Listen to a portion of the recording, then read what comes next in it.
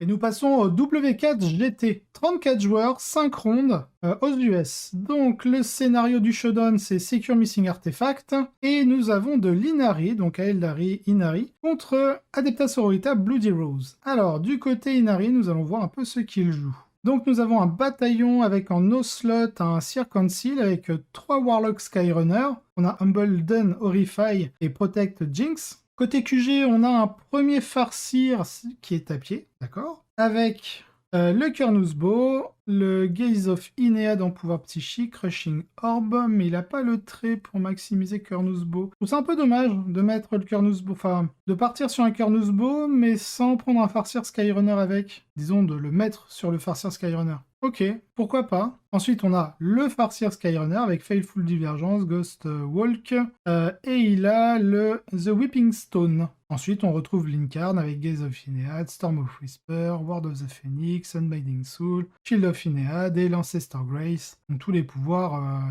Inari. En troupe, nous retrouvons une petite unité de 5 Kabbalites guerriers, 2 unités de 5 Rangers sans amélioration. En élite, nous avons une unité de 5 Howling Banshee avec la combinaison habituelle, le Mirror Sword et le Piercing Strike pour le plus 1 dégât. Une unité de 5 Striking Scorpion avec, comme d'habitude, la Beating Blade, le Crushing Blow. En attaque rapide, nous avons 3 Shining Spear avec la Kane's Lance dans les reliques de Guerrier Aspect. Et on a le Earth Strike. Ensuite, on retrouve une unité de 8 Swooping Hawk avec The Phoenix Plume comme relique sur l'Exarch. En soutien, nous retrouvons un Falcon en plus laser, scatter laser et catapulte shuriken jumelé. Ensuite, nous retrouvons 3 armes de soutien en décanon. Et en volant, nous retrouvons le Hemlock of Race Fighter avec le Storm of Whisper et les 2 Heavy Dice. Le Void Raven Bomber avec sa Void Mine, évidemment, ses 2 Dark Size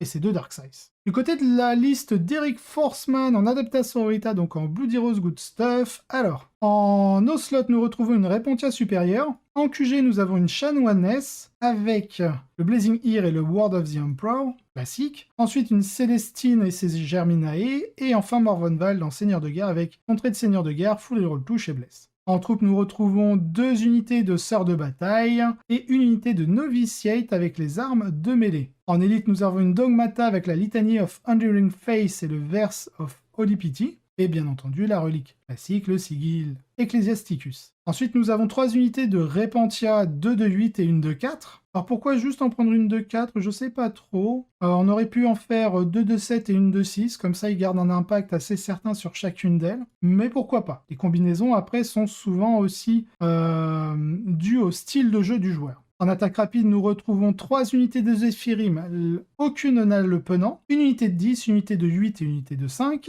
Enfin, en soutien, nous retrouvons un Castigator, 2 unités de Retributor Squad avec un chérubin chacun et 4 multifuseurs. Et enfin, pour terminer, dans les transports dédiés, nous avons le Rhino. Les Inari ont eu une semaine chargée, mais peu de gens. À part les Chevaliers Gris, apprécient autant que les Adeptas Sororitas de mettre un terme à la magie de la mort des elfes, cela ne veut pas dire que tout va aller dans un sens. C'est l'un de ces jeux où les deux camps ont des éléments qui fonctionnent très bien ensemble. Par exemple, les sœurs sont très fortes pour contrer les pouvoirs psychiques, dans lesquels les Aeldari sont fortement impliqués, mais les blessures mortelles qui leur parviennent leur font très mal. Les aspects de mêlée de Craftworld ne sont pas au mieux de leur forme ici, car même s'ils éliminent une unité, ils n'en profitent pas. Mais les Swooping Hawks sont excellents, détruisant les unités par le simple poids des dés. D'autant plus qu'il n'y a pas de sacré ou de combinaison de guerre pour les faire rebondir, et tirant un grand profit des bombes également. Retournez les choses et vous remarquerez que les sœurs ont des unités à revendre, alors que les Aeldari n'en ont pas. Ils sont fortement investis dans les personnages psychiques, des unités commerciales fragiles, qui peuvent ne pas être rentables ici et là. Ils sont très bien placés pour faire des dégâts, mais seront-ils capables de capitaliser par la suite? Tout le monde peut jouer à ce jeu, mais au final, les Sororitas l'ont emporté de justesse. Je pense que cela est dû à la fois à la mission primaire, et au fait que les Sororitas ont eu un peu plus de facilité avec les secondaires. Le fait que les Aeldari n'aient pas beaucoup d'unités capables de tenir le terrain de manière constante joue en leur défaveur sur les artefacts manquants, et permet aux sœurs d'accumuler plus facilement des points sur les terres sacrées. Cette partie était serrée, je suis donc sûr que les deux camps ont tout donné.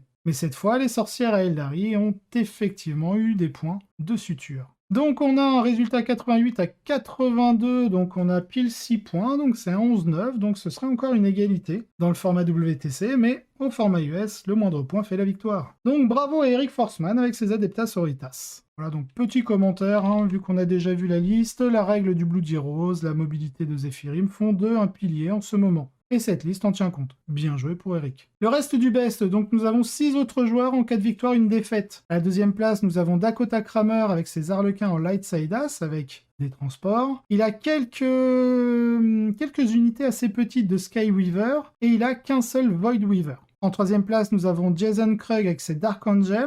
On va lire un peu.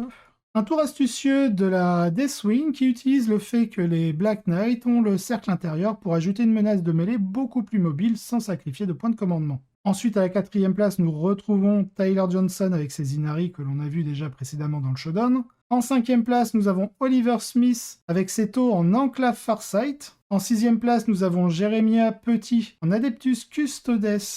Un choix résolument à gauche ici. Dreadhost avec 3 grandes unités de Venatari pour profiter des boosts de charge hors de la réserve. Très bon sur les tables de terrain lourd car il dégage les ruines mieux que n'importe quoi d'autre. Et enfin en 7ème place nous avons Matt Monsour en Black Legion. Une Black Legion à toute épreuve avec 2 unités d'Obliterator, une escouade complète de possédés, 2 Terminators et de Légionnaires de Corne, plus Abaddon à la barre.